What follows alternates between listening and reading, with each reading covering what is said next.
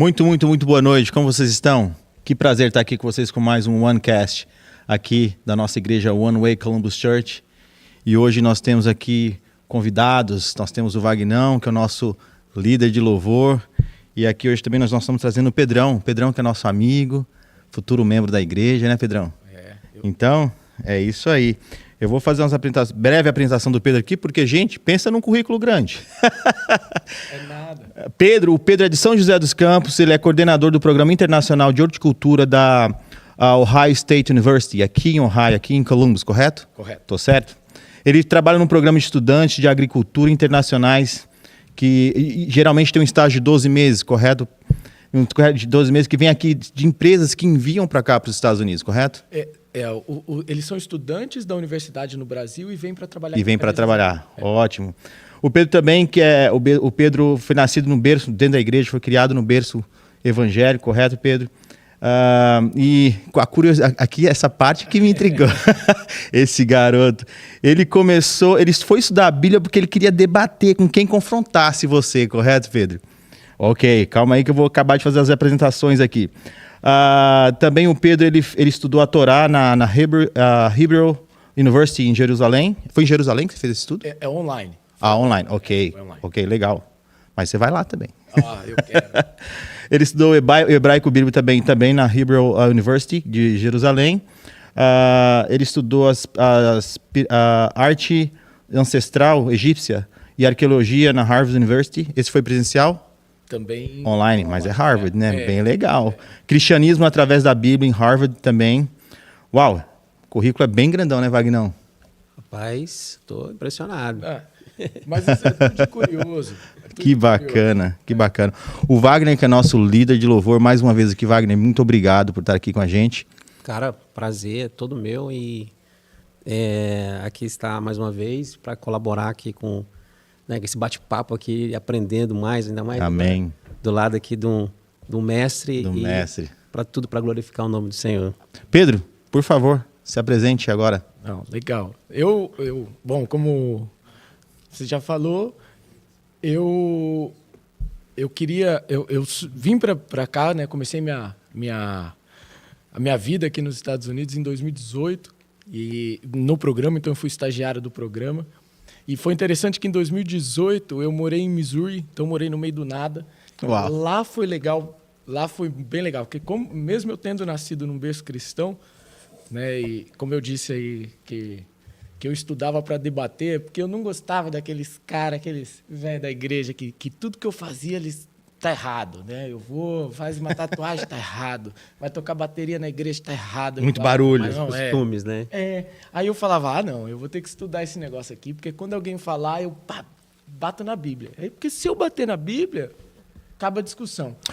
Essa observação é boa, porque antigamente, né, eu fui criado no berço católico. E assim, o que acontece? Eu via aquela galera que vinha, na minha cidade tinha muita Assembleia de Deus. Então...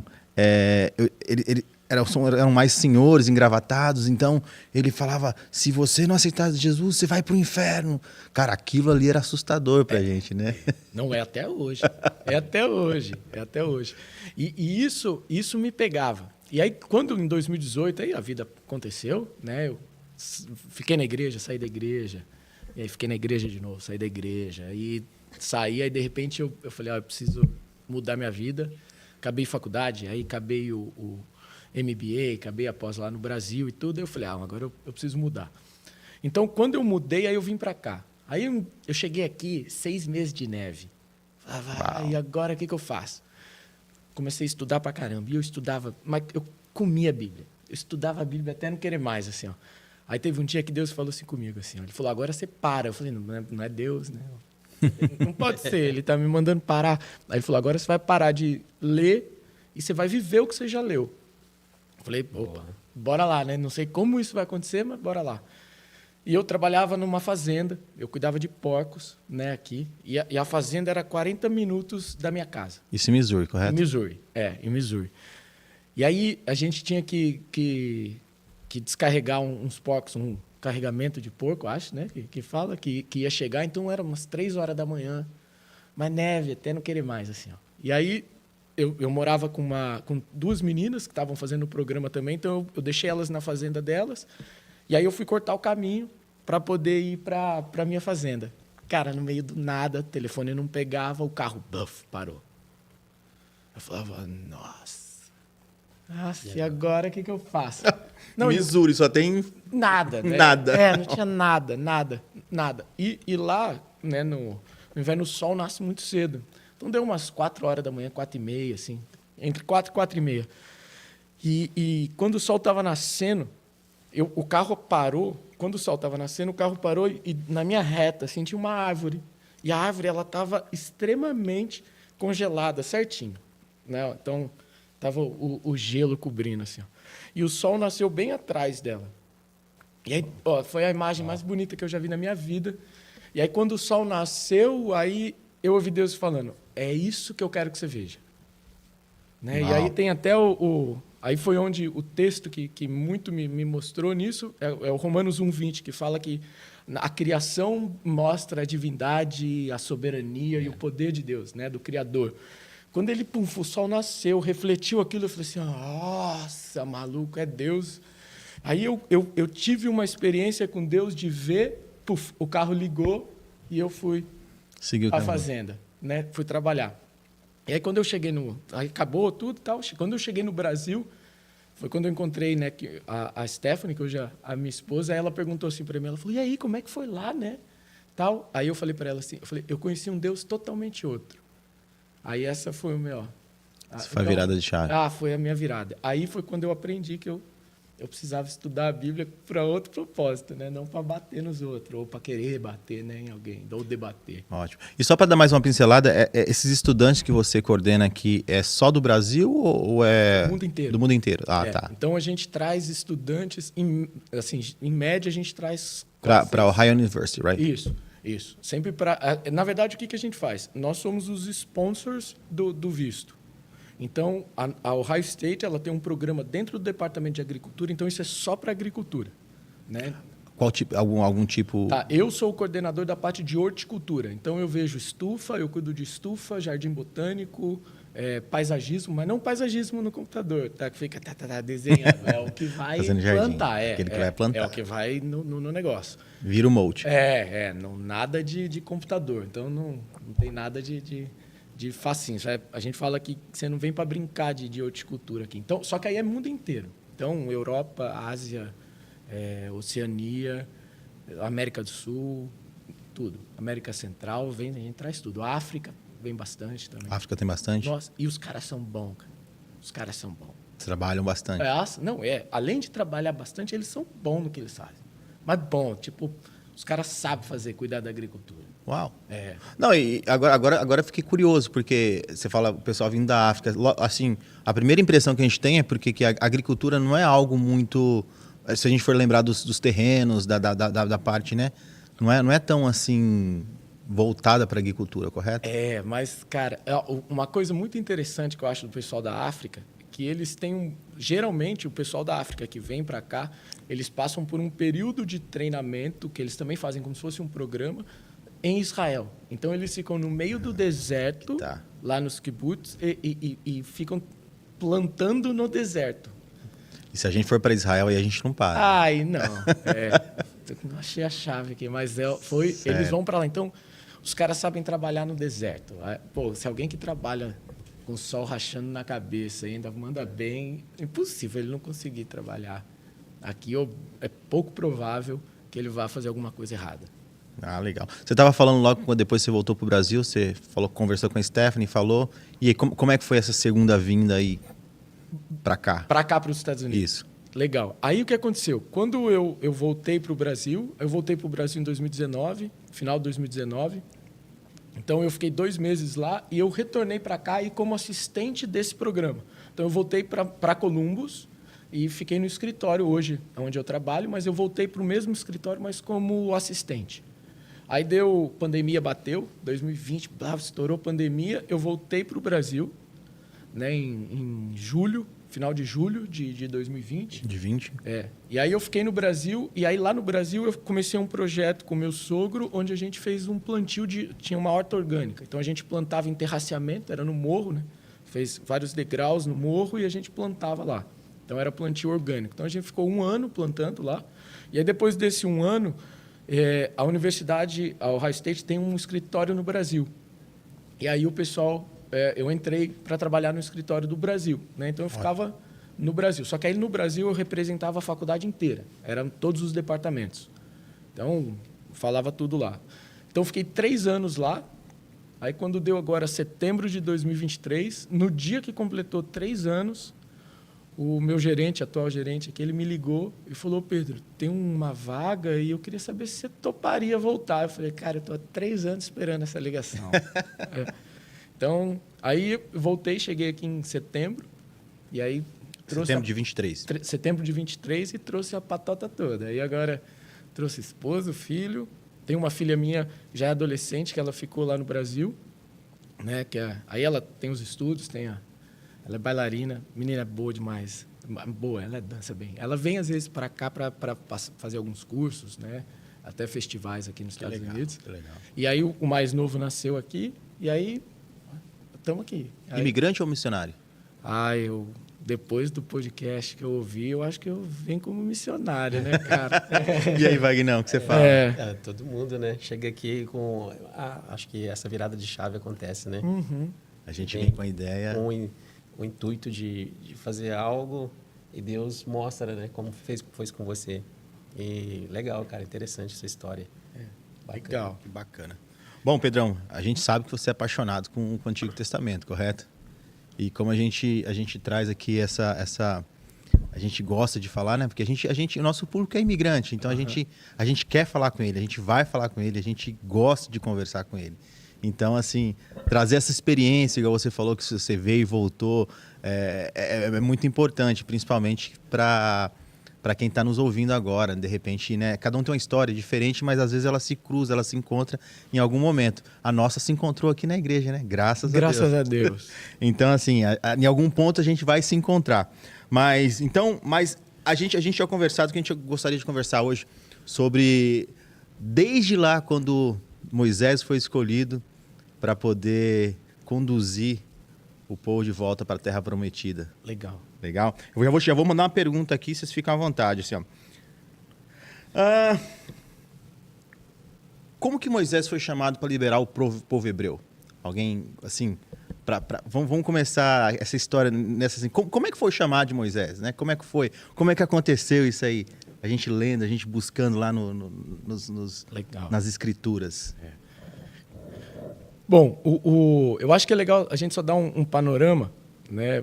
Porque daí tem você consegue ver alguma coisa um pouquinho antes também. Por exemplo, imagina a gente, antes da gente vir para cá, a gente estava lá na nossa cidade, tranquilo. Você sabia onde era Campo, tudo. Ipatinga, Vinhedo. O meu é São José dos Campos. São José, não, sem problema. Só errou uma palavra. Você jogou com o Yuri Aberto também? Não. Você jogou com o Casimiro? Então, ele morava na minha rua. Cara. Tem um cara aqui da nossa igreja que ele jogou com o Casimiro. Ele fala. Aqui da nossa igreja. Real Madrid? Casimiro? Ele é lá da minha cidade. Ele é da São José dos Campos. Certo. E tem um cara aqui da nossa igreja que jogou com ele. Goleiro. Eu não vou falar o nome, depois vocês pesquisam aí. Beleza. Eu cheguei na igreja, eu tive que desmentir, né? Não é possível. Não, mas eu acho que eu me perdi aqui. Aí lá atrás. Então, o que aconteceu? O que é legal a gente ver? A gente tá lá na nossa cidade, tranquilo, sabe onde é a padaria, sabe onde é tudo. Aí imagina, alguém vira para você e fala assim, agora a gente conseguiu outro emprego aí, você vai embora. Você já tendo uma estabilidade profissional, né, indo com o emprego, já é um pouquinho complicado, porque você tem que se adequar, você tem que encontrar o melhor caminho para o trabalho, você tem que encontrar as coisas novamente. Sim. Agora, pensa no Abraão. O Abraão, cara, ele estava lá tranquilo em Ur. E Ur, quando a arqueologia ela mostra um pouco que Ur era uma cidade super desenvolvida. Então não era uma... Ficava na Mesopotâmia. E ela tinha... eles achavam umas moedas, né? A arqueologia achou umas moedas, umas coisas lá da cidade que mostra que ela era evoluída. Uhum. Então o Abraão estava lá tranquilo, aí vira Deus e fala para ele assim, Abraão, sai fora, né? Vai lá sai aí que eu vou te mostrar uma terra. O cara pegou as coisas e foi embora. Então, a gente vê que né, por que eu estou falando isso de Abraão? Porque daí Abraão, né, você vê lá depois em Gênesis 15, Gênesis 16, que Deus fala para Abraão, ele vai fazer aliança com Abraão, e aí ele mostra para ele, fala, e daqui 400 anos, o povo que vai crescer com você, ele vai ser muito grande, mas ele vai ser levado cativo, e daqui 400 anos, eles vão ficar cativos 400 anos, e depois de 4 gerações, eles vão sair. Então, aí beleza, aí o que acontece? Se você fizer as contas certinho, você vai ver que é Moisés, né? Dá 4 gerações, aí dá os 430 anos lá, vai dar as 4 gerações, aí aparece Moisés. Então, se a gente pensar num panorama geral, você vai ver que o chamado de Moisés era algo que foi predito lá atrás. É algo que é a 4ª geração. Então, quando Moisés vier... Então, aí veio tudo a calhar, né? Moisés, Levita, e ele falou... Agora, um ponto que eu acho muito curioso, e aí a gente pode ir caminhando, né? E vai desenvolvendo isso, que eu acho muito curioso, é que é o seguinte... Se você ler a Bíblia de capa a capa, você vai ver que nunca Deus usou alguém do lugar para trazer alguma libertação. Ele sempre usou alguém de fora. Então, por exemplo, Moisés. Tá? Para a gente entrar em Moisés. Moisés, ele veio como...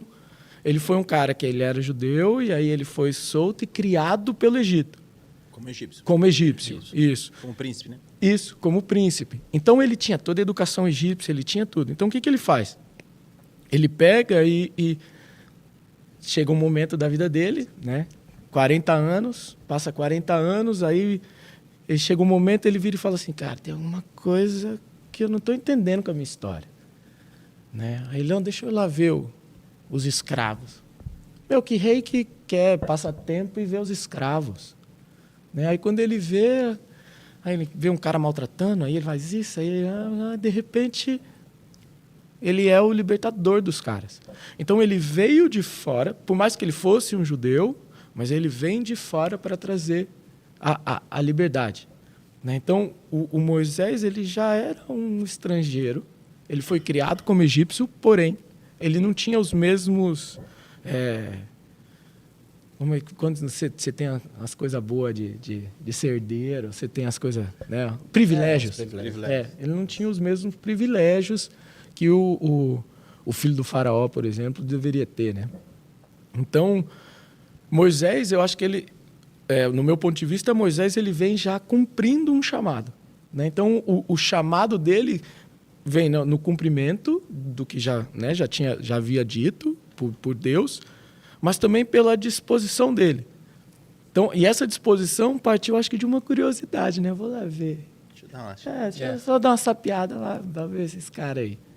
E aí, aconteceu o que aconteceu, né? Ele libertou o povo de uma escravidão de 430 anos.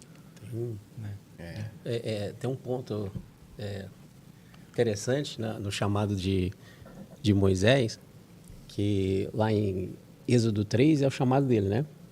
Na verdade, ali, na hora que ele tem um encontro ali com Deus, Deus dá uma missão para ele de ser o libertador. Mas antes, em Gênesis 50, 24, o José morre. José fala, eu morro, mas o Senhor vos visitará para fazer subir a terra que jurei aos seus pais, Abraão, Isaac e Jacó. Aí, essa profecia se cumpre em Moisés. Depois de 400 anos, cara. Depois de 400 anos se cumpre Moisés. E tem um fato interessante que esse dia eu estava observando.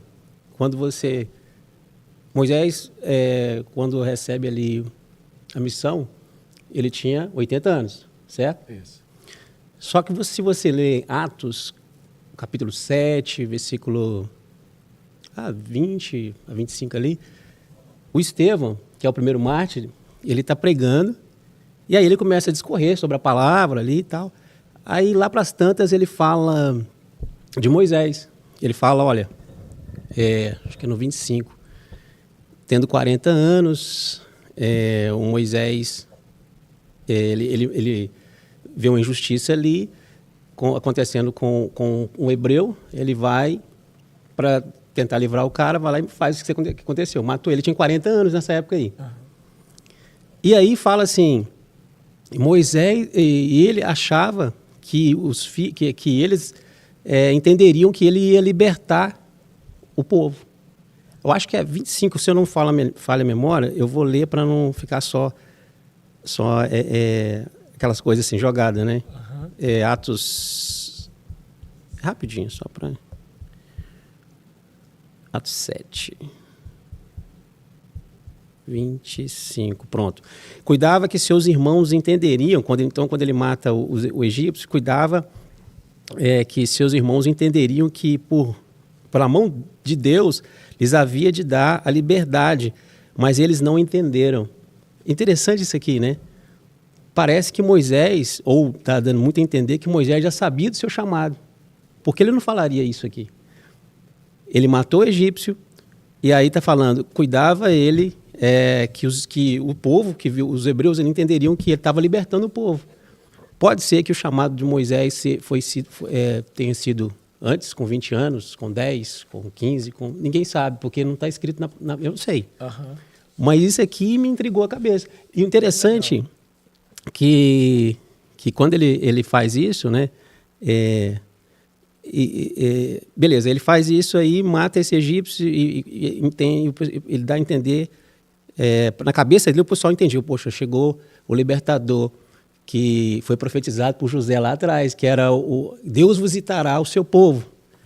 E interessante que a gente pode trazer para a nossa vida também, né? Tipo, o tempo do chamado e o viver o chamado leva quanto tempo? Entende? Pode ser que você receba um chamado, mas... viver o chamado é outra história, é outro departamento, né? É diferente. Então, existe aí um abismo aí entre você ser chamado e viver o chamado. Isso só para colocar aí, eu estava lendo e eu observei, eu falei, rapaz, pode ser, porque a gente vai lá, o Moisés recebeu a missão de libertar o povo, a gente vai lá, Êxodo 3, né? E aqui o Estevão está falando que ele... aos 40 anos já sabia qual era o chamado dele, porém ele queria fazer do jeito dele. Não deu muito certo, né? Não deu muito certo. Demorou mais 40 anos. Demorou mais 40 anos. E referente aos sinais que foram enviados para Moisés, os sinais divinos? Você fala quando ele foi tirar. Isso, quando ele foi tirar. Legal. É muito interessante você ver cada praga, né, das 10 pragas, né, para eu não falar de outra coisa. É isso mesmo. Mas o que é interessante, né, quando você vê, é que a gente vê lá no Novo Testamento que fala, né, é um versículo que eu acho que é bem famoso aqui no mundo cristão, né, que a nossa guerra não é contra a carne, mas contra principados e potestades. E isso é muito verdade. Então, a gente vê que tem os livros, né, da Bíblia, você vê que esses livros eles não contam a história de um super-herói. Eles contam o ensinamento da Bíblia, né, que eles não veem, tipo, um cara ganhou. Ele está trazendo a história de um rei. Então, se ele está trazendo a história de um rei, tem que ter um conflito entre reino. Então, quando vieram as 10 pragas, né, você vai ver que assim, ela começa... né, ela começa a praga, as 3 primeiras pragas, ela vem da terra. Então, todas as pragas vêm da terra. Essas 3 primeiras, né, elas vêm da terra. E depois, as outras 7, elas vêm do ar. Então, eu lembro que depois, acho que a 4ª ou a 5ª é o gafanhoto. Né? Aí o gafanhoto eu fui ver, aí deu um redemoinho, e veio o gafanhoto. Então, eles vieram do ar. Mas o que a gente vê? A gente entende que, quando Deus ele veio com as 10 pragas, ele podia simplesmente tirar o povo de lá. Né? Ele falou, sai fora. Vai, gente, vamos embora. Mas ele tinha que mostrar que a guerra dele não era contra o faraó em si. A guerra dele era contra os deuses do Egito. Porque o pessoal era movido com base nos deuses. Então, eles viviam de acordo com o que os deuses falavam, com o que os sacerdotes de cada deus falavam, instruía. Exatamente. Né? E Deus tinha que mostrar que o quê? Que, eu sou o Criador. Eu sou Deus. E é interessante porque Deus ele não pode chegar para o pessoal e falar assim, oi, eu sou Deus. É a mesma coisa de eu virar para você e falar, oi, eu sou o Pedro. Você nunca vai saber nada de mim. Agora, se eu falar para você, eu trabalho na universidade aqui Bom, você já sabe alguma coisa. Eu faço isso, você já sabe alguma coisa. Então, Deus ele vem trazendo, né, a grosso modo, ele vem desenhando para a gente quem é ele. Então, ele se apresenta pelos seus atributos. Ele se apresenta, eu sou o Senhor dos Exércitos, eu sou o Deus Todo-Poderoso. E o que o Todo-Poderoso implica? Implica que não há outro Deus maior que mim, que eu. Maior que eu, maior que eu. Então, e aí, o que eu faço? Mas se eu só falar isso, ou podem duvidar, ou não acreditar, ou vai passar batido. Então, deixa eu mostrar para eles. E aí você vai ver que Moisés, quando ele... porque, assim, começando da terra, quando você destrecha um pouco, vai ramificando um pouquinho a aliança, a antiga aliança, você vê que ela é dividida em 3 grandes alianças, que é interessante a gente entender para ficar melhor compreendido, que é a aliança abrâmica, a aliança mosaica e a aliança davídica. Na abrâmica, que foi antes da mosaica, foi uma aliança de uma terra. Então, quando você vê, Deus fala, eu vou te dar uma terra. Na tradução em português, ele fala que deu uma terra que, então, do lado norte, do lado sul, leste e oeste. Mas quando você pega no original, ele fala, eu vou te dar uma que é do lado do mar, do Negueb, do Jardim do Éden, e da Síria. Então, ele faz um círculo, ele delimita um perímetro. Essa é a terra que vocês vão ganhar. Então, a aliança, tanto é que você vê hoje a briga, a briga que tem até hoje entre palestinos e os judeus é por um pedaço de terra. E esse é a grande briga. No fim, é óbvio, tem muito mais coisa envolvida, mas eles brigam por uma terra. Então, quando Moisés ele mata o soldado, o que ele faz? Ele enterra o soldado e vaza. E aí você vê que, das leis, depois quando ele dá, você vê pela história ali bíblica, ele fala que o sangue é o que detém a vida. Então, Levítico 17:11, ele fala isso. Ele fala que no sangue há a vida. Então, quando ele põe ali, ele não consertou. O que ele fez? Ele só enterrou algum erro. Você vai ver, por exemplo, quando vai dar o dilúvio. Quando você vê o discurso do dilúvio, Deus ele fala assim, porque a terra está corrompida, então eu vou dar cabo de todos os moradores dela. Entendeu? A corrupção é na terra.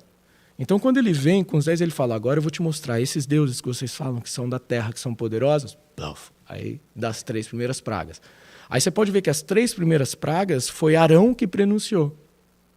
Não foi Moisés. Aí depois ele só replicou. Ele falou, eu sou gago, cara, eu não consigo falar, tô nervoso. Não, então vai, leva Arão aí, vai. A misericórdia de Deus é boa, vai, leva Arão.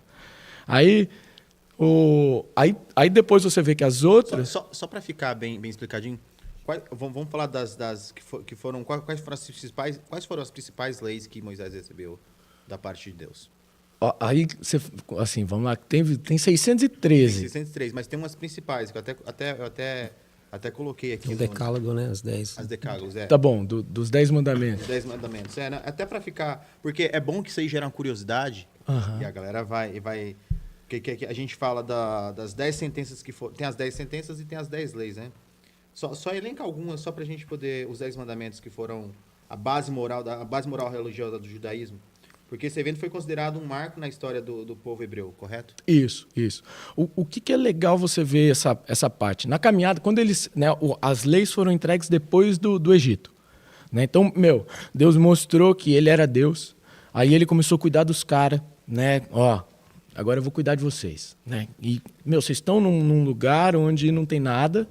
E é interessante, você vê que assim, os caras não estavam preparados. Quando você vai ver é um ponto bem interessante. Quando eles saem do Egito, Deus fala assim, a Bíblia está escrita assim, que eles poderiam ir por um caminho que ia ser mais rápido, mas aí eles iam encontrar uma rapaziada, os filisteus lá, e eles não iam conseguir brigar. Então, Deus escolheu que eles fizessem um caminho mais longo para que eles fossem se preparando. Então, eles iam se preparando. Então, eles estavam se formando um exército do reino de Deus, né? Assim, trocando em miúdos. E aí, quando ele faz isso, num dos caminhos dele, né, que ele faz, ele vai lá e entrega essa lei. Por quê? É só a gente pensar num contexto. Os caras passaram 430 anos como escravo. Então, pensa assim, geralmente, né, segundo a Bíblia, a cada 40 anos você se conta uma geração. Então, foi pelo menos 10 gerações ali. E nessas... Então, aí pensa, eu era livre, né, eu sou do tempo de José. E aí eu vivia livre e tal, beleza. Mas aí a gente foi levado para escravo. Eu tive um filho como escravo. Eu era escravo e tive um filho. O meu filho vai ouvir eu falando como era a vida quando eu era livre. Mas o filho do meu filho vai já ter o panorama, a história do meu filho. Então, meu filho não conheceu a liberdade. Então, foi vindo a geração em geração. Então, o pessoal não sabia mais como era viver liberto.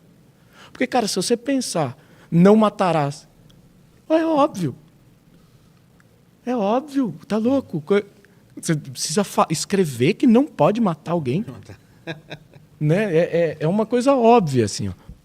Então, o intuito das leis, elas vieram para fazer uma aliança com o povo, no sentido de, gente, eu vou mostrar para vocês que o coração de vocês é corrupto. Que vocês precisam de alguma coisa para poder viver. Precisa de alguém para guiar. Mas eu vou te dar uma lei. Vocês vão seguir, tintim por tintim. Então você vai ver que Deus foi lá e meteu as 10. E é interessante que quando ele põe as 10 leis, no começo, né, em Êxodo 19, ele fala o seguinte, é como se fosse um casamento. Né? Você vê ele descrevendo em Êxodo 19, ele descreve, aí eu fico imaginando, né? Tipo, Deus assim, e o povo de um de frente para o outro. Aí ele fala, e eu vou te dar uma lei, eu vou mostrar para vocês que eu sou o Senhor, vocês serão o meu povo, né, escolhido, vocês vão ser o meu sacerdócio real, e tudo que eu falar, vocês precisam, né, se vocês obedecerem, vocês viverão. E aí o povo responde em uma só voz, sim. Né? Então, eles aceitaram essa aliança, eles aceitaram esse casamento. Né? Depois você vê o profeta Jeremias falando, né, em Jeremias 2:2, ele fala, e Deus, né, falou, Yahweh falou, que enquanto vocês andavam no deserto como noiva, né, então ele tem essa visão do casamento, e então ele trouxe algo para falar, eu vou trazer um padrão para vocês, diferente do que vocês viveram até agora, e esse padrão que eu vou dar para vocês, ele vai diferenciar vocês dos outros povos ao redor, e vocês vão viver. Mas vocês vão entender que a vida é totalmente diferente. Né? Hoje em dia, é muito comum, né, ele falar assim, eles contam uma historinha, vou contar uma história de um avião que bateu... E isso não é sobre avião. Né? Eles sempre querem trazer alguma coisa a mais com as histórias. E os 10 mandamentos, ele traz uma questão moral. Né? E você vê que ele fala em Êxodo 20, aí depois em Deuteronômio 5, ele traz de novo os 10 mandamentos, e ele traz os 10 mandamentos com um pouco mais de explicação. Então, ele vai sempre mostrando para o pessoal que, vai ter uma evolução. Isso é o quê? É um caminho. Eu estou dando um caminho para vocês, porque vocês vão ter que encontrar alguma coisa. Né? Ou alguém. Vocês vão ter que encontrar alguém nesse caminho. Então, essas leis, elas vieram para que mudasse você de dentro para fora. É uma lei moral, né? Ela vai mudar o seu caráter, ela vai te transformar. Mas vocês precisam enxergar isso. E precisam se dar conta que é difícil. E vocês não vão conseguir. Né? Então, você vê que a aliança mosaica, ela é uma aliança bilateral. Então, ela depende de Deus, mas também depende do povo. Depende do povo para poder fazer. Não? Então, Pedrão, o intuito da lei é mostrar para nós que nós não somos capazes de cumpri-las, porque se você transgride uma, você transgride todas. Não é verdade? Então, assim, às vezes você pensa, né? Você fala... Então, Deus deu essas leis para a gente para mostrar para nós que a gente não tinha as condições de cumpri-las e precisaríamos sempre dele, né? Dele. Você disse um tempo atrás, num desses home church aí, que Deus teve que escolher um povo. Porque a gente pergunta, por que o judeu? Uhum. Aí você falou, não, porque Deus teve que escolher um povo, e escolheu os judeus. Nós podemos, só saindo um pouquinho, depois a gente pode voltar para os 10 mandamentos de novo. A gente pode andar, a gente pode tranquilo. Você acha que esse povo escolhido, tirado ali do Egito, rumo à terra de Canaã, simboliza o povo dele, hoje na atualidade, tirando, a gente está indo para uma Canaã celestial, não é verdade? Sim. O Egito simboliza o mundo de hoje. Dá para fazer essa analogia? Eu acho que com toda certeza. Com toda certeza. Uma coisa que eu bato muito na tecla também nesse ponto é que geralmente quando a gente vai falar é muito claro para a gente, né? Para a gente, quando eu falo a gente, o povo, o evangélico, né? O crente. Não só o evangélico, mas quem estuda a Bíblia, quem vive a Bíblia. Cristão. O cristão, isso. E é muito claro e é muito usado que o Egito ou a Babilônia é o nosso tempo fora da presença de Deus. E a gente ruma a Nova Canaã, né? A Nova Jerusalém. Só que esse caminho ele é tortuoso, né? É difícil. Aí fala, e o deserto? Hoje a minha vida é no deserto. Então eu sempre... Nossa, eu estou vivendo o deserto. Ouve, né? Estou passando o deserto. Estou passando o deserto. Só uma pincelada. O Egito, assim, quando a gente pensa em Egito, a gente pensa aquela cidade da ostentação, não é? O povo vaidoso, principalmente o pessoal que estava um nível acima dos escravos. Acho que mais a Babilônia, né? Acho que a Babilônia tem eu acho que os dois. Eu acho que os dois. Porque a Babilônia foi considerada aqueles jardins suspensos da Babilônia lá. Foram considerados uma das 7 maravilhas do mundo antigo. Meio que dá esse ar de ostentação, de glamour. Mas até mesmo as pirâmides. Também, né? Então, eu acredito que nos seus respectivos tempos... Você estudou sobre as pirâmides também, né? Estudei um pouco. Eu vi no currículo. Não, eu estudei a pirâmide porque eu comecei a estudar Moisés. Falei, maluco, eu preciso entender o que esses Egito, por que tinha que acontecer isso? Né? Aí eu fui um pouquinho só para poder entender o povo, né? A cultura deles. Não, bacana. Mas eu acredito que essa da ostentação, ela nos dois pontos, tanto o Egito quanto Babilônia, sim. Mas uma coisa que eu bato muito na tecla, né, que eu estava falando, e eu queria muito, se eu pudesse influenciar, né, tirar esse pensamento ou mudar, é que o deserto não é ruim. Sim. Se a gente lê a Bíblia, por exemplo, né, você me perguntou antes da gente começar aqui como que eram os nomes, né, dos livros, dos 5 primeiros livros da Bíblia em hebraico. O que é muito interessante é que o livro de Números, o nome dele, né, em hebraico é Bimidbar. E ele literalmente significa no deserto. E quando você estuda o livro de Números, eu particularmente sou bem fã do livro de Números, você vai ver que Gênesis, Êxodo, Levítico, Números e Deuteronômio. Você vai ver que o livro de Números no deserto, ele mostra que a gente precisa estar no deserto. Então é necessário que nós estejamos no deserto.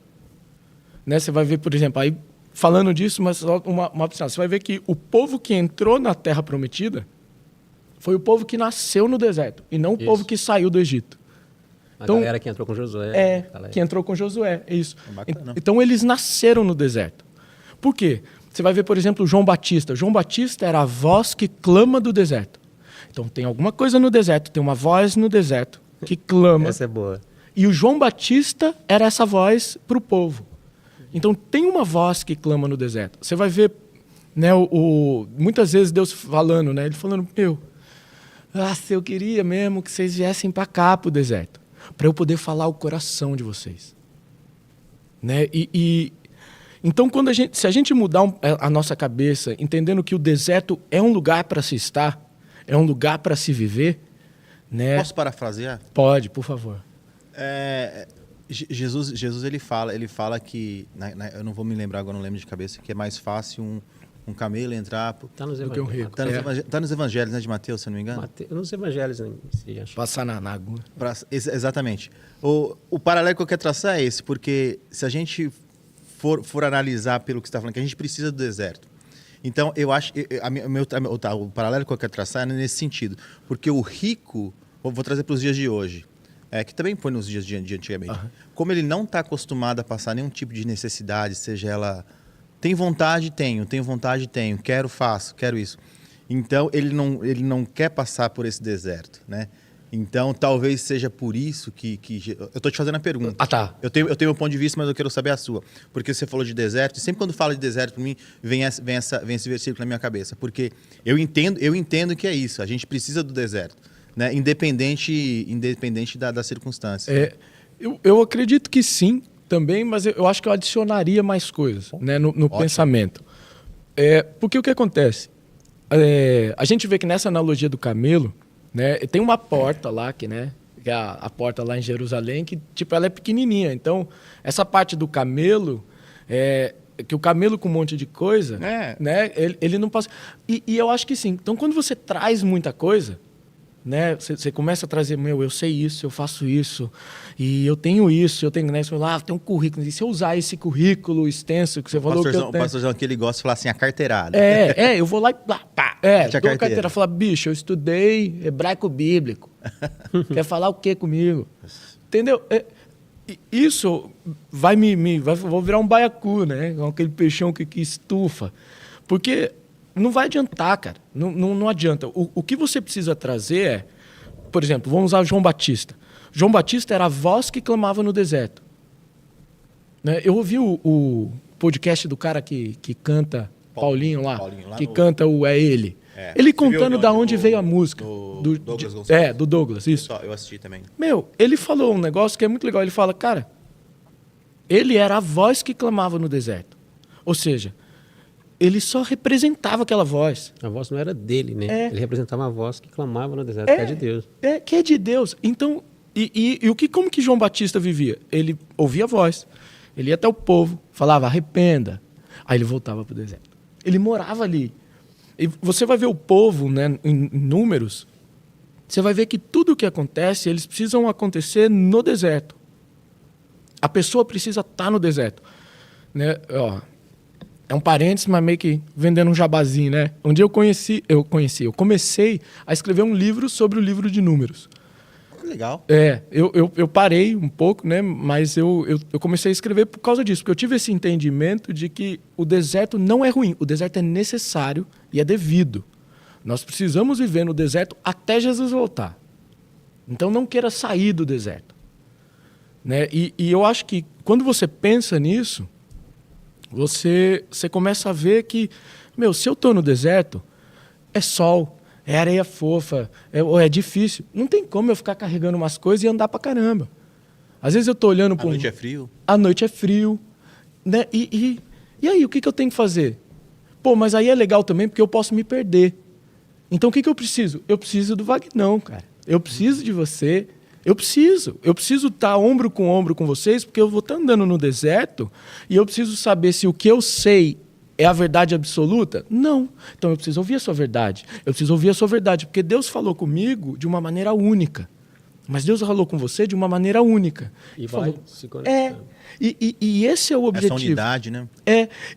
Tem um teólogo, ele é o Wolff, o nome dele. Eu acho que ele é croata, se eu não me engano. Ele escreveu um livro e ele fala muito sobre a alteridade. Ele chama de alteridade, que é o quê? São as pessoas que são diferentes. Né? Ele era da antiga Iugoslávia, esse teólogo, agora que eu lembrei. Então, o que ele faz? Ele é contemporâneo. E o que ele faz? Ele fala o seguinte, ele fala que dentro da igreja, o que a gente precisa entender?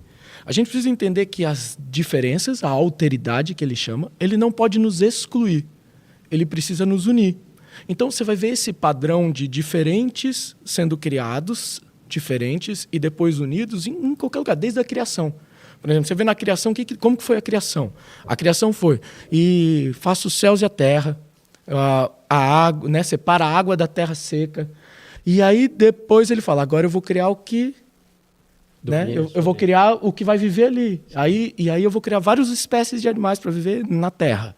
Eu vou criar várias espécies de flores, de plantas, de verduras para viver na terra junto. Então, eles são diferentes, mas eles precisam se unir.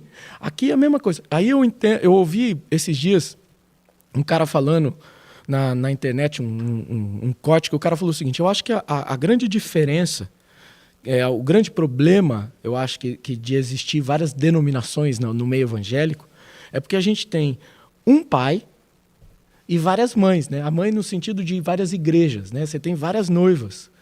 E quando a gente entender que a sua diferença da noiva que você congrega, ela não pode te excluir da minha, ela não pode te distanciar de mim. A gente precisa andar em unidade, é óbvio, você sendo o braço direito, eu sendo o braço esquerdo, você sendo o nariz, eu sendo a orelha, sei lá. Assim, né? O nosso noivo é o mesmo. E a gente precisa se unir. Então, o que a gente se dá bem de vir aqui para os Estados Unidos é porque, agora a gente está aqui numa igreja, você veio de qual? Você veio de qual? Cada um veio de uma. E aí a gente está aqui agora, sentado na mesma mesa, ombro no ombro, falando de um cara.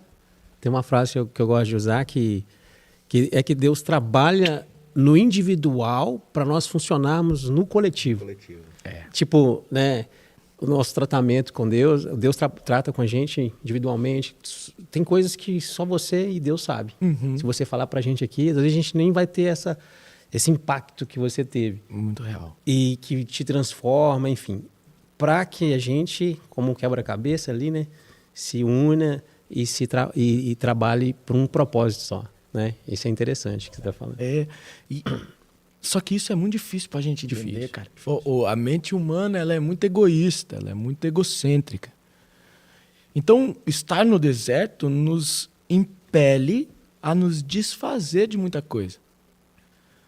Então, eu acho que uma vantagem que nós temos como né, numa linguagem bíblica, forasteiros, né, morando numa terra que não é nossa, é que a gente já se desprendeu de algo. Isso é óbvio, não impede que alguém que mora na sua própria terra se desprenda e viva isso, né? Então, quando você aprende eu vou seguir o meu chamado, vamos lá, o chamado de Moisés, eu vou seguir o meu chamado. Para seguir o seu chamado, você precisa se desprender de algo. Até cultural, né? Que ele tinha ele transitava em duas culturas, né? Egípcia e um murro no nariz, né? Porque você perde até a visão. O pastorzão até fez ele tá lá, ele tá ligado na gente. Legal. Ele mandou uma mensagem assim que o Senhor disse a Moisés, diga a Faraó que deixe meu povo ir até o deserto me adorar.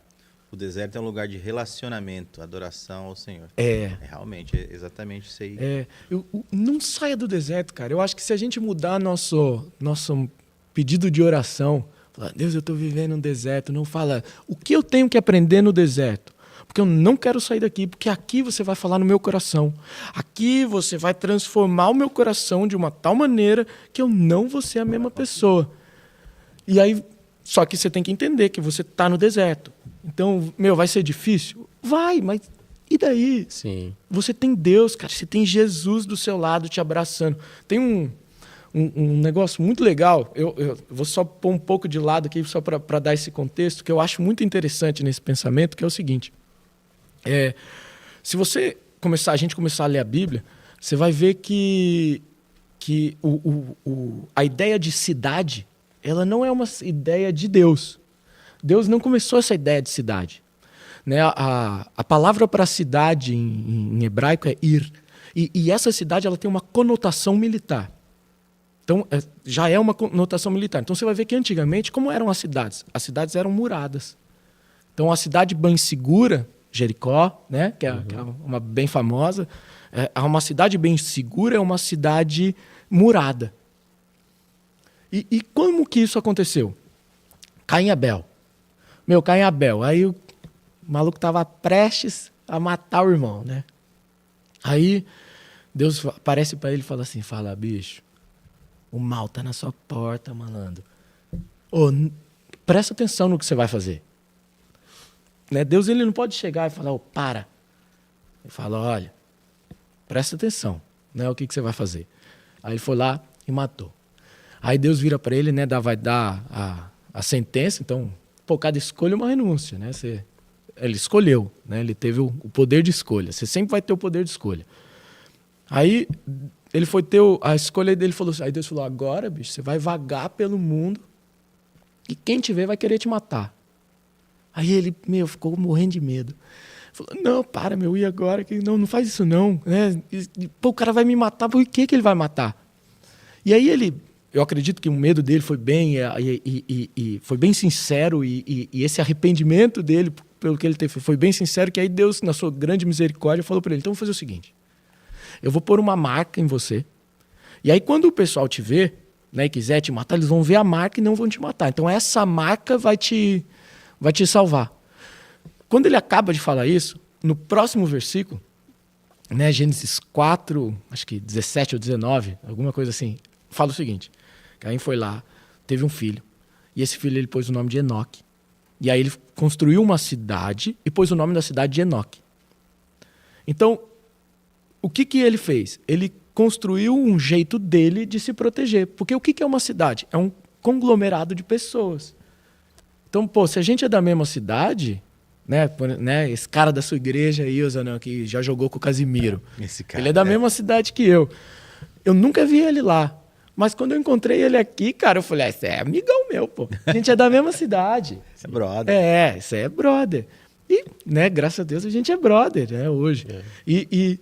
Então, você tem esse negócio o que isso mostra? Isso mostra que a ideia que ele tentou foi ter uma proteção por si só. Eu vou fazer do meu jeito aqui, eu vou criar uma cidade, eu vou criar um jeito de me proteger, porque já que a multidão que me vê vai querer me matar, eu vou ter uma multidão para mim, né? E aí você vê que sempre é uma briga entre cidade murada e tal. Aí, da onde que a gente tira isso? Quando você vê, quer ver? Eu vou abrir aqui em Zacarias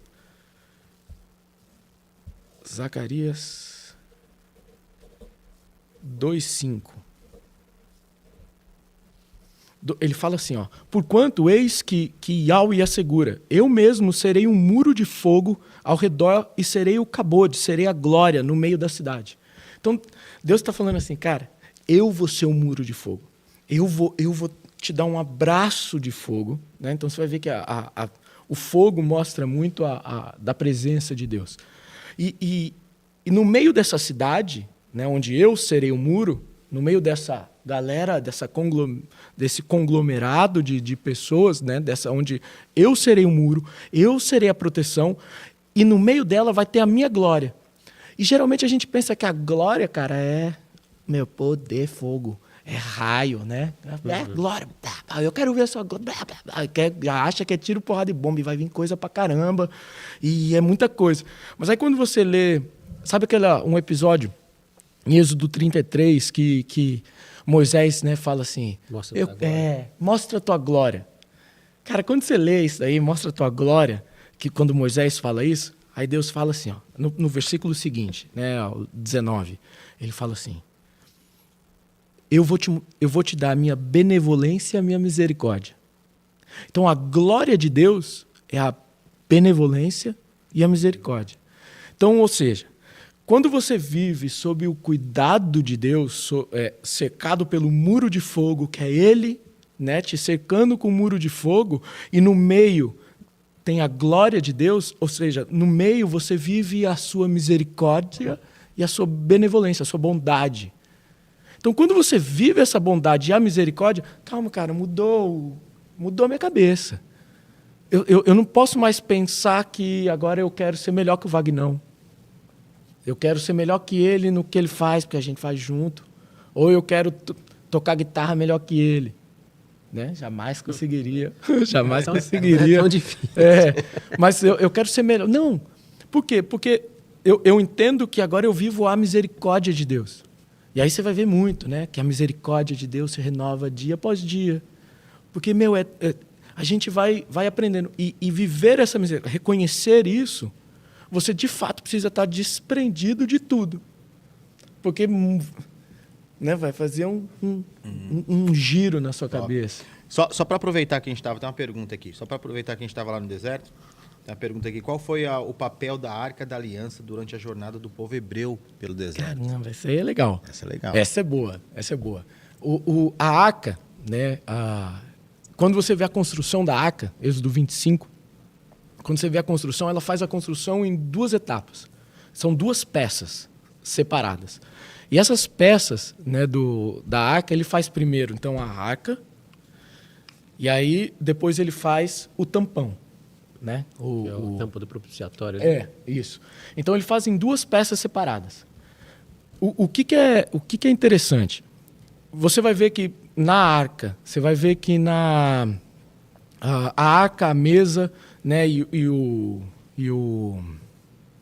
ai, meu Deus, e o propiciatório, né, o negócio de fazer o sacrifício, isso. Uhum. Eles foram feitos e Deus mandou fazer argolas nele. Isso. Né? E aí você vai ver que o quê? Que no propiciatório, né, no sacrifício, onde você vai fazer o sacrifício, a argola ela fica em cima, nos cantos de cima ali. Você vai ver que na mesa ela fica mais ou menos no meio. E a argola da Arca da Aliança ela fica no pé. Né? E sempre com um pedaço de pau lá para poder...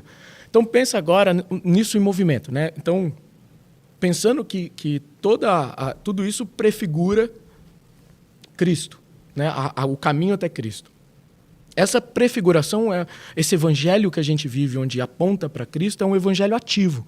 Você precisa se mover, você precisa, né? Você não pode ficar sentado, não pode ficar esperando o negócio cair no seu colo. Então, quando eles andavam para mover o tabernáculo, eles tinham que pegar o pauzinho, né? O bastão que estava nas argolas para levantar. Então ficava uma escadinha, já mostrando que a Arca da Aliança ela tinha que ficar mais para cima. Né? Ela ficava mais para cima. E dentro da Arca, ela tinha 3 coisas. Então, ela tinha as tábuas da lei, né? Os 10 mandamentos. Ele tinha a vara de Arão, que floresceu. E tinha um jarro com maná. Né? Então, o que você vê? Vamos tentar assim, para ser bem sucinto. Né? Mas ele tinha o quê? Ele tinha as leis, então, os comandos, ele tinha aquele escrito que foi falado, que a gente falou no começo, que te mudaria, te transformaria moralmente, né? Cristo. Aí ele tinha o maná, o pão do céu, né? O que te alimenta, que veio do céu, Cristo. E ele tinha o cajado de Arão que floresceu, o cajado de um sacerdote, né? Que te levaria à vida, né? Que te conduziria pelo seu sacerdócio à vida. Cristo. E a Arca da Aliança, ela ficava no Santo dos Santos. Então, ela ficava num lugar onde ninguém podia entrar. Só se podia entrar o sacerdote. Né? E um fato interessante é que a divisão entre o santo lugar do Santo dos Santos tinha uma cortina, e essa cortina tinha 10 camadas de linho. Né? O 10, tem um estudo na Bíblia que ele estuda os padrões numéricos da Bíblia. Né? Então, que é a gemátria. E essa gemátria, ela mostra muito desses padrões, ela mostra muita coisa. Então, o alfabeto hebraico, ele é um alfabeto alfanumérico. Então, a letra A, ela tem um valor numérico, representa um valor numérico. Então, né, não é igual a gente, que a gente tem o A e o número 1. Então, é a mesma letra. E o 10, quando ele aparece muito do 10 na Bíblia, ele fala de um governo em ordem. Né? Então, ele tem uma ordem ali. É algo que vai te governar de forma estrita, de forma completa, de forma correta.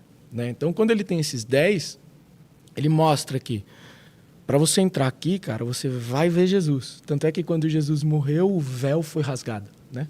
Então, agora todos têm acesso ao Santo dos Santos. Então, a Arca da Aliança, ela representa Cristo.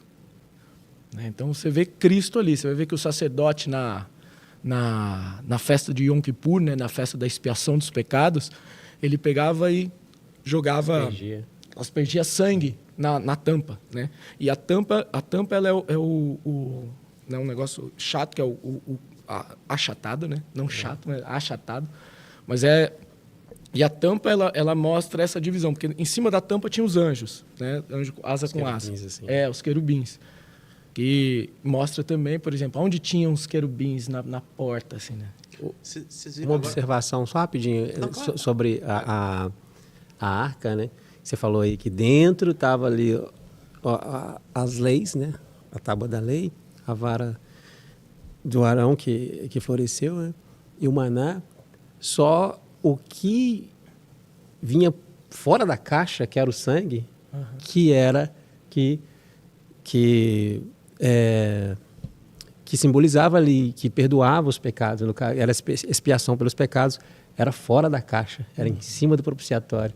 Ou seja, né, parece que representava meio que está representando meio que a religião, né, que é os mandamentos e tal, mas fora da caixa, o que manda é o sangue que era aspergido em cima do propiciatório, né?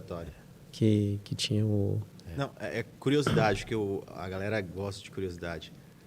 Vocês viram que está circulando a imagem da arca? Da arca nas redes? Eu acredito, cara, que é mentira. Eu também. Eu acredito que é mentira. Mas... Você como historiador, agora é curiosidade, você como historiador, o que se sabe? Nada. Nada. Não sabe onde está. Porque você vê que até pela história foi perdida.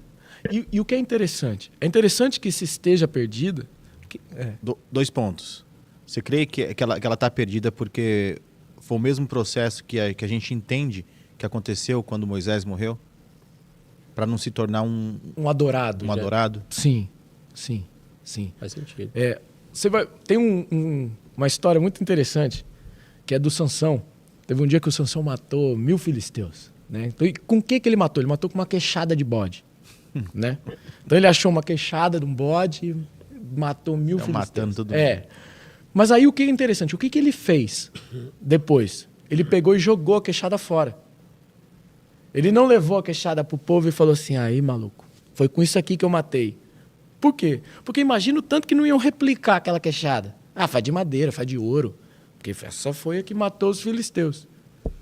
Então, muitas vezes a gente segue muita tradição, né? E essa tradição a gente nos bloqueia para não ver o novo. Aquilo funcionou lá. Lembra? Deus está desenhando, malandro. Ele está desenhando um caminho. A gente precisa que fosse desenhado. A gente precisa que tudo tivesse encaixadinho para daí vir Jesus. Você vai ver Gálatas. Gálatas fala, né, que... Gálatas 4,14, se eu não me engano, ele fala que Jesus veio na plenitude do tempo. Ele veio no tempo certo, no momento certo. Foi eficaz? Não, né? Porque tem gente que ainda não acredita em Jesus. Então não foi eficaz. Mas foi suficiente. Você só precisa de Jesus. Então, se eu coloco mais coisas, a tradição vai falar muito mais alto e eu, às vezes, vou ver a Arca da Aliança, o objeto Arca da Aliança, como algo que deve ser adorado. Aquilo tem poder. Eu preciso passar e encostar a mão naquilo ali. Ou pelo menos chegar perto. As pessoas precisam tocar. E você acredita que é por isso que as tradições, o apostolado, são santificados em outras religiões? Só para ver se eu entendi. Tipo, por exemplo, as pessoas que são apóstolos são santos, essas coisas. Isso, exatamente. Eu acredito que sim também, mas aí eu acredito que aí a gente consegue pensar assim, eu acredito que existam sim apóstolos, profetas, né, hoje em dia. Sim. Mas eu acredito que tudo isso, pela Bíblia, são os ministérios e eles devem... E todos os ministérios, aí isso, né, fica claro lá em 1 Coríntios 12, que eles foram feitos para edificação da igreja. Então, por exemplo, vocês falaram aí no começo, estou sentado lá do mestre. Então vamos imaginar que eu seja o mestre. Se eu for um mestre, que o meu conhecimento engrandeça, ensine vocês. E que vocês se tornem pelo menos 5 vezes melhor que eu com o que eu ensinar. Porque o meu objetivo tem que ser... Potencializar, crescer a igreja, preparar a igreja. Né? O nosso objetivo é fazer da igreja uma noiva adornada. Servir, né? Os nossos... Os nossos ministérios ou chamados, ele serve para servir, como o Pedro está falando, né? As pessoas, servir as pessoas com que Deus nos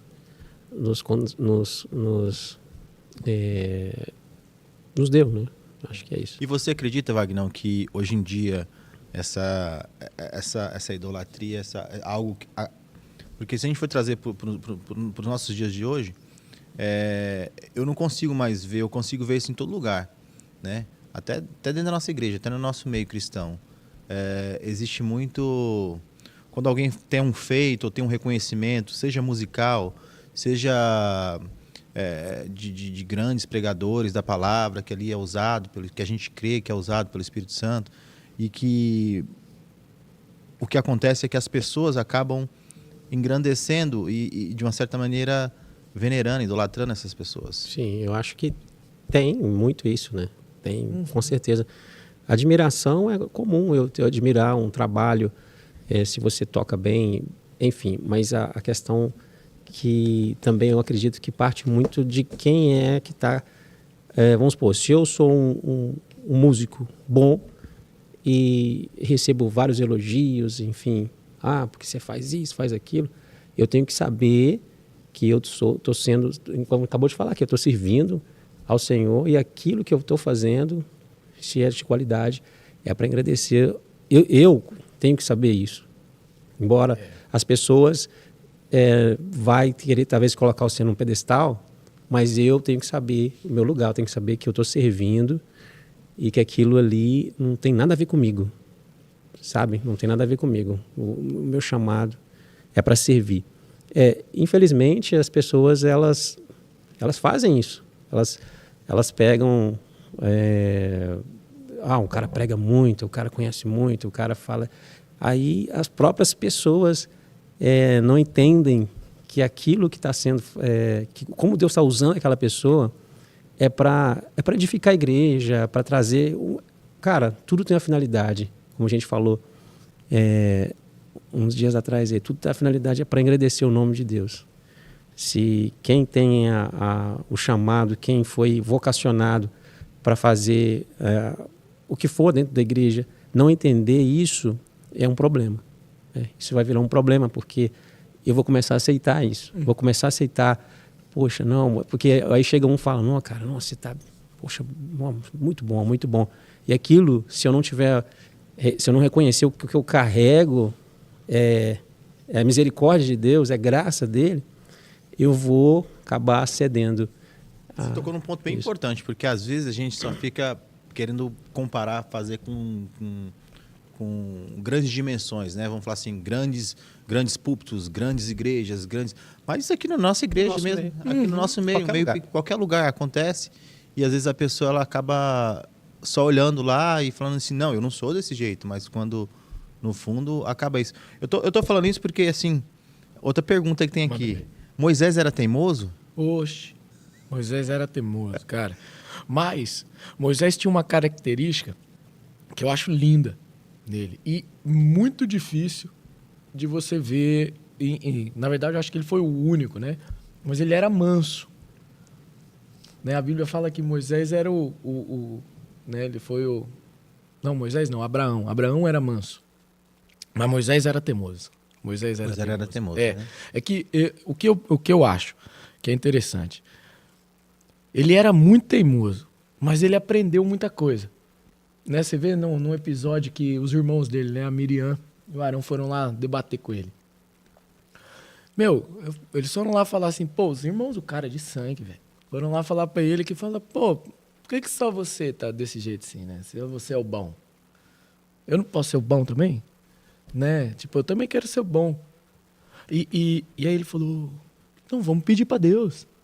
Não, claro que você pode, cara. Você pode fazer tudo o que eu tô fazendo. É só você pedir pra Deus. Se Deus te der... Vai. Então, eu acho que ele era teimoso no sentido... No começo, eu acho, né, cara? Porque ele ficou meio nervoso na hora lá de pegar... Tirar a água da pedra lá na segunda vez. Lá ele ficou meio...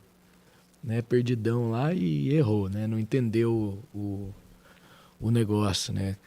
Mas, e também ele precisou do sogro dele para poder dar o canal para ele e falar: ô, maluco, você passa o dia inteiro ouvindo reclamação dos outros aí, delega, malandro, né? Passa a bola, aprende aí a delegar a autoridade. Então, uma coisa muito legal para a gente aprender com Moisés, essa parte de delegar, então não cabe tudo a você. E aí entra nessa questão do... ele devia ser muito bom sendo como líder, né? Ele devia ser muito bom. Tanto é que eu sou... A minha formação acadêmica, eu sou engenheiro ambiental e sanitarista, né? Então eu sou engenheiro sanitário. E aí Moisés era um exemplo de sanitarista, né? Pô, viver no deserto, tinha muita lei ali que era uma lei sanitária, que era para o povo viver bem. E o pessoal obedecia a ele, né? Por mais que ele fosse a voz de Deus, o pessoal obedecia a ele. Mas Moisés, cara, ele... Quando ele chega lá pro faraó e fala, que Deus manda ele chegar até faraó e pedir para libertar o povo, e não funciona, né? Da primeira vez não funciona. E depois ele meio que murmura, questiona, né? Por que você me fez? Né? Tipo, meio que questionando, né? Mas, cara, como você falou, acho que Moisés foi um cara, assim, com muita qualidade de liderança, né? Acho que não foi... No próprio Atos fala que ele foi formado em todas as ciências do Egito. Então, ele era um cara instruído, né? E acredito que ele teve esse papel foi eficaz, né? Embora, cara, imagino você, o pessoal reclamando o tempo todo. Nossa. O tempo todo, o pessoal lembrando do Egito. Aqui lá tinha pepino, lá a gente não... Porque o pessoal saiu... a escravidão no Egito não é como a escravidão convencional que a gente vê. Eles tinham casas, não é que eles tinham... Parece que tinham salários, tipo assim, eles recebiam... Eles tinham comida, pelo menos. Não é aquela escravidão que a gente viveu, sabe, aí no Brasil, enfim. Então os caras começavam a lembrar. Os caras vão para o deserto, não tem banheiro, não tem nada. Aí o cara fala, Deus vai te levar para a terra que mana leite e mel. E o pessoal começa a murmurar e vai para cima do Moisés. Moisés que foi lá, arrumou... Moisés que levou essa história, né, como diz o outro. Então eu acredito que ele teve Deus estava com ele, obviamente, né? Mas ele foi um ótimo líder. Né? Tem outra pergunta aqui, gente. Como o povo hebreu também reagiu ao evento do bezerro de ouro? E qual foi a consequência desse? Legal. Esse Êxodo 32. Êxodo 32. Cara, isso é muito interessante, porque esse é o único lugar da Bíblia onde um ídolo ele é chamado de Deus usando as palavras do que é Deus. Né, o tetragrama. Por quê? Porque o povo não sabia quem era Deus. Então, você vê que quando ele foi instigado a isso, Moisés, ele ficou lá 40 dias, né, recebendo. O cara não vinha. O monte não parava de pegar fogo. Ele falava, e aí, maluco, né? O cara não vai descer, a gente precisa de um Deus, porque o cara tirou a gente daqui. E aí tirou a gente daqui e agora vai fazer o quê? Não tem o cara aqui. Falou, Arão, faz alguma coisa pra gente aí, mano. Toma os ouro aqui, né? Toma os ouro, faz o ouro. Porque o ouro é o negócio. Então, quando veio o bezerro, eles, de fato, o povo não conhecia Deus. Se eu for comparar com hoje em dia, eu acho que é com aquele pessoal que chama Jesus de Genésia. Né? Você fala de Jesus, você sabe quem é, mas você não conhece Jesus. Né? Escutou falar. Você só escutou falar de alguém, Jesus também é o cara mais conhecido, né? Não tem como, tipo, 2025 depois de Cristo, né? Não tem como a gente não conhecer Jesus. Então, você acredita se ele foi Deus ou não? Tem gente que não acredita que ele é Deus, mas sabe que ele existiu, porque o nosso tempo ele é definido por ele, né? Antes e depois dele. Então, é interessante pensar que o povo saiu do Egito. Eles viram as 10 pragas. Eles viram como é que foi o cuidado, né? Que nem o Vagnão falou. Eles tinham uma casa, pô, tanto é que aconteciam as pragas no Egito e a cidade deles era do lado. Sim. Né? E não acontecia nada com eles lá. E era do lado. Né? Eles viram isso. Aconteceu tudo, os caras viram tudo, fez tudo. Travessia do Mar Vermelho. Eles atravessaram o Mar Vermelho, cara. Já tem, né? Abriu um mar e os malucos passaram em terra seca. Eles viram as coisas. Eles reclamavam, vem maná, vem carne pra vocês. Quer carne? Toma carne. Fartar de carne. Então vai, come aí. Os caras viram aquilo. E mesmo assim eles não conheciam Deus. E é interessante você pensar que, pô, mesmo você vendo as coisas, você não conhece Deus, é porque não é aí que você conhece Deus. Você conhece Deus no relacionamento, na intimidade. Né? Moisés, ele todos os dias ia para a tenda, né, do encontro. Ele saía do campo do acampamento e ficava na tenda do encontro falando com Deus. Ele todos os dias falava com Deus. Tanto é que, para mim, a oração mais rápida respondida foi a conversa de Deus com Moisés, que ele falou assim, então, né, depois desse episódio do bezerro de ouro, aí mandou derreter, depois, né, desceu bravão, mandou derreter, foi todo mundo beber água com bezerro derretido e matou eles. Os caras estavam confusos, mas você vê que mesmo a confusão dos caras, mesmo eles não conhecendo, a morte é o resultado. Sim. Quando você não conhece Deus e compara Deus com algo e faz de um algo Deus, o erro, né, o salário disso, o resultado disso é a morte. Né? Aí, nesse caso, foi a morte física. Mas Adão, por exemplo, a morte foi espiritual. Ele foi saindo da presença, né? Ele foi tirado da presença. Então, geralmente, a gente sai da presença. Então, mesmo eles errando e morrendo, aí de repente, Moisés mandou matar todo mundo, dividir os negócios, aí de repente ele fala assim, Deus. Aí Deus fala, quer saber, Moisés? Eu vou matar todo mundo então, mano. Os malucos aí não faz nada, eu vou matar todo mundo. Aí Moisés, não mata não.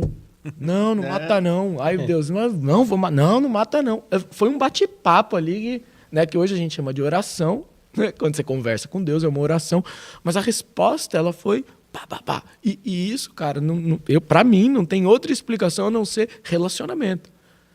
Né? Eu te mando uma mensagem hoje no WhatsApp. Você vai me responder daqui 2 horas se você estiver fazendo outra coisa. Mas se a sua esposa te manda uma mensagem, você... Opa, piscou. Sim. É o relacionamento. Ganhei ponto com a minha esposa. Só para ficar claro, se ela estiver assistindo... Se ela estiver assistindo, uns 2 anos. Eu escutei uma conversa, foi ontem, eu acho, né? Tá preparando o altar, hein, irmão? Tem que aproveitar as oportunidades. Só uma pincelada aí sobre o bezerro de ouro. Engraçado que quando o pessoal chega lá e pede o Arão para fazer... Faz um Deus pra gente aí. O Moisés morreu, o Moisés não vai descer, não. Tinha 40 dias, né? E o Arão era uma espécie de um co-pastor, né? Ele estava ali, ele era o líder. Ele estava ali, tipo assim, o líder, o titular não estava, ele estava ali como o suplente, né? Aí de cara ele, tá bom, vamos fazer. Tira aí os pendentes e vamos fazer o bezerro. E interessante, Pedrão, versículo 28, capítulo 28 de Êxodo, Deus está dando ali, traçando o ministério de Arão, quando o Arão está lá embaixo, construindo o bezerro de ouro. Nas vestes sacerdotais, as vestes de Arão vai ser assim, não sei o quê, o éfode, as pedrarias no peito, e Deus está traçando o ministério de Arão, e o Arão está lá embaixo fazendo bezerro de ouro, cara. Olha que coisa maluca. Então Deus, cara, é interessante isso. Deus, o cara tá lá no mundo, fervendo no mundo lá, mas Deus já está traçando o ministério dele lá na frente. Mas essa é forte. Deus está você entende? Traçando o ministério dele lá na frente. Então Deus não vai olhar currículo, cara. Ele não vai, não existe isso. Deus olha, cara, tanto Deus sabe, você sabe de onde Deus te tirou. Eu sei de onde Deus me tirou. E Deus está traçando o ministério de Arão e ele lá embaixo construindo bezerro e adorando. É muito contraditório, né? É muito contraditório, cara. E junto com isso é muito alegre pra gente saber que a gente tem chance. Sim, sim. A gente tem chance. Você errou, errei. Mas você tem chance. Eu gosto de falar que, graças a Deus, a gente serve um Deus de segundas chances. Se não fosse, segunda, terceira, quarta. Quando se tiver vida. E se não fosse, pô, cara, ia ser complicado demais. Ia ser muito complicado. Não, é louco. Não. Beleza, tem outra pergunta aqui que você falou anteriormente, que foi interessante. Que também é... A gente estava falando do maná, né? Uhum. Do maná que Deus mandava. E o que representava o maná que Deus invejou enviou para os israelitas no deserto? Tá. Uma coisa que eu acho interessante é que o maná... Obrigado. O maná ele veio e ele era só por dia. Né? Então, e depois você vê falando que Deus é o pão do céu, né? Que Jesus é o pão do céu, né? O pão que caiu do céu. O pão, de fato, ele nos alimenta. Né? Muito obrigado. Ele traz esse alimento para a gente. E aí é interessante a gente pensar que toda essa analogia que foi feita, né, ele foi feito porque ele foi feito de tal maneira que a gente conseguisse entender que é o nosso alimento. É óbvio, você precisa comer, né? Não estou falando que só disso, mas que o nosso alimento ele precisa de fato ser espiritual. Né? Nós somos criados à imagem e semelhança de Deus. E João fala que Deus é espírito. Ou seja, nós somos espirituais. Nós temos essa capa que nos dá a legalidade de viver aqui na Terra, né? Mas nós somos espirituais. Então, o maná, ele mostra que, enquanto você está no deserto, não vai te faltar o alimento. Você não vai passar fome. Pode ser que você não coma o que você queira, Sim. mas você vai comer o que você precisa. E geralmente, quando a gente... Trazendo para a prática, né? Para não ficar só no espiritual, no sentido tipo... é bonito falar desse jeito. Mas na prática. Na prática é o seguinte, cara. Você quer fazer um negócio. Eu costumo dizer que o Espírito Santo, quando fala com a gente, ele é a primeira voz. Né? A primeira vozinha que você escuta no pé do seu ouvido é o Espírito Santo. Se você der uma titubeada, já não vai ser mais ele. Ele fala com você a primeira vez. Ele fala, brother, não. Se você obedece, ele vem bem, né? Ele vem gostoso para dentro de você e te mostra mais coisa quando você abre o seu coração. Então eu acredito que quando você tem um plano, e nós devemos fazer planos, né? É uma instrução bíblica, é um princípio bíblico. Mas a gente precisa fazer um plano pensando que Deus é que vai dar o comando. E esse comando que ele dá, esse direcionamento que ele dá, e às vezes o direcionamento é ele vir falando, não faça isso. Às vezes eu tentei e não deu certo. Mano, abre o olho. Se liga no que está acontecendo. Às vezes eu estou conversando com você e um assunto aleatório, mas você falou um negócio desse assunto aleatório e, né, acho que para os antigos isso, né, para nós, caiu a ficha. Né? Você fala um negócio e pim! Que isso? Rapidinho. Por que isso, cara? Você é um ser espiritual que você se dedica para viver para Jesus. Por que não é Jesus falando com você? Né? Por que você tem que pensar que isso é coisa da sua cabeça? Geralmente, né, uma amiga minha um dia me perguntou assim, quando eu sei que é Deus falando comigo? Né, a minha resposta foi o seguinte, geralmente o pessoal vai te falar que é quando você sente paz. E eu acho que está totalmente errado, porque se você sente paz, geralmente é o que você tem dentro do seu coração. Então, quando Deus... Quer, né? Geralmente é quando você quer. Graças a Deus, quando o que você quer é a mesma coisa que o que Deus quer, né? Mas Quando é Deus falando com você? Quando não há dúvida. Sendo o que você quer ou não, mas quando não há dúvida. Porque quando Deus fala, não tem o que fazer.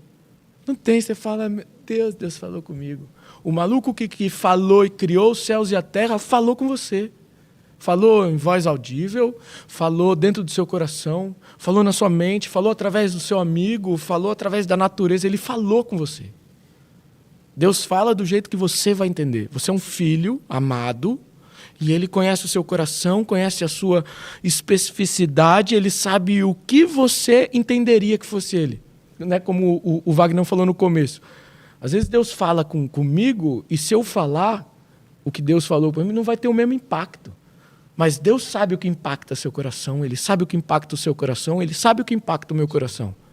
Agora cabe a mim, quando impactar o meu coração, obedecer. Né? Então eu acho que essa é a ideia do maná. O maná ele vai vir do céu. E você é um ser espiritual que aceitou a Cristo, que você tem Cristo como o seu Salvador, você tem Cristo como o seu Deus. Né, a Stephanie, a minha esposa, ela fala o seguinte, às vezes ela vem com umas ideias, aí ela olha para mim e fala, não é minha essa ideia. Eu jamais falaria isso. Né? E no começo a gente ficava meio, e aí, já que não é seu, o que a gente faz? Agora ela fala, não é minha. Bluff, faz. Faz, mano, a gente já sabe que é de Deus. Né? Então, vai ter o seu jeito. Né? Vai ter o que você vai fazer. Então, eu acho que o maná representa isso. O maná representa o alimento que vem enquanto você está no deserto. O alimento diário, enquanto você está no deserto. Né? Porque quando o povo entrou na Terra Prometida, o maná cessou. Né? Então, no deserto, você tem o maná. Magnão? Não, falou tudo. A questão do maná é engraçado, né? Que tem... Quando Moisés fala assim, pela manhã vocês vão fartar de pão. Aí o pessoal, assim, para ser bem descontraído, o pessoal sai da tenda, a sacola, caçando pão. Eles achavam que tinha pão, né? Só que eles tinham que fazer o quê? Eles tinham que raspar, era tipo uma geada que caía, e eles tinham que raspar aquilo ali, sei lá, faziam uma porção para cada... Tinha 5 pessoas na família, uma porção para cada um, levava e transformava em pão. Ou seja, vai ter pão, mas você vai ter que ir lá, acordar cedo e fazer... Porque o pessoal, cadê o pão? O pão está aí. Moisés... Você está falando uma coisa super interessante. Isso é o que eu sempre falo. Às vezes por isso que as pessoas têm que tomar cuidado com profecias, profecias que são lançadas nas vidas, né? Porque é justamente isso.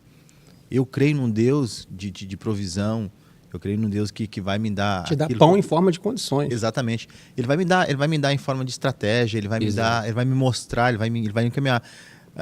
O que acontece é que muita gente que às vezes acaba até se frustrando com Deus, é justamente isso. Foi lançada uma profecia na vida dela e bem, ok, não, Deus falou que eu vou ter. Então eu vou ali, vou sentar, vou esperar. Esse é o problema. Então, o que as pessoas têm que entender é que quando ele tem algo, quando Deus tem um plano para a vida dela, ele vai te dar estratégias, ele vai te mostrar, né? Não vai, assim, instantaneamente cair no colo. Então, você acabou de dar um exemplo perfeito, Wagner. Ou seja, Deus deu, tá aí a condição. Você transforma e faz aí tudo que você precisa tá aí, né? Vai lá e usa a criatividade, usa o que você tem para fazer. Não é verdade? Não, perfeito. Eu não consigo ficar sem falar essa. Eu lembrei do pastorzão, que o pastorzão falou pra gente uma vez, né, que estava tendo... A pessoa estava se afogando lá e estava no meio da correnteza lá e ele pedindo ajuda para Deus, aí apareceu uma boia, ele, não, vou esperar, estou esperando em Deus. Aí apareceu um barquinho, um jet ski, ele, não, estou esperando Deus, tal, etc. Aí apareceu um barco, não, estou esperando. Enfim, conclusão. Eu não sei se é bem assim a história, mas o sentido é esse. A pessoa morreu e Deus ele esperando que Deus enviasse, Deus enviou 3 vezes, enviou o recurso 3 vezes, e eu não sei, acho que ele estava esperando um teletransporte, alguma coisa do jeito, né? Esse é o problema, esse é o problema maior de quem, principalmente quem fala, não, Deus vai prover, eu estou esperando isso, aquilo, outro, e acaba se tornando algo assim bem difícil, né? Eu entendo também, como essa vida é espiritual, né? A gente vive, o evangelho, ele trabalha em nós espiritual, né? Trabalha o nosso espiritual, assim. E, consequentemente, ele muda o nosso lado físico. Eu vejo que muita confusão, né? Dá pra gente fazer um paralelo com a história. Quando Jesus morreu, ele ressuscitou, aí ele encontrou aqueles discípulos no caminho de Emaús, né? Lucas 24.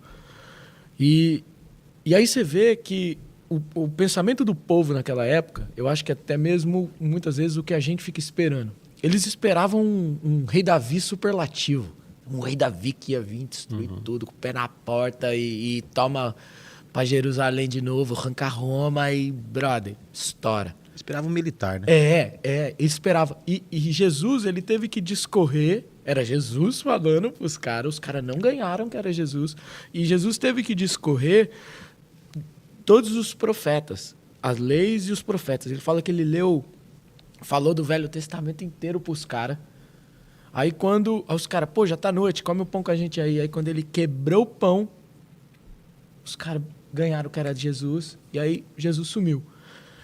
Eu vejo que hoje a gente é a mesma coisa, a gente espera que Deus faça algo mirabolante. Ele pode fazer.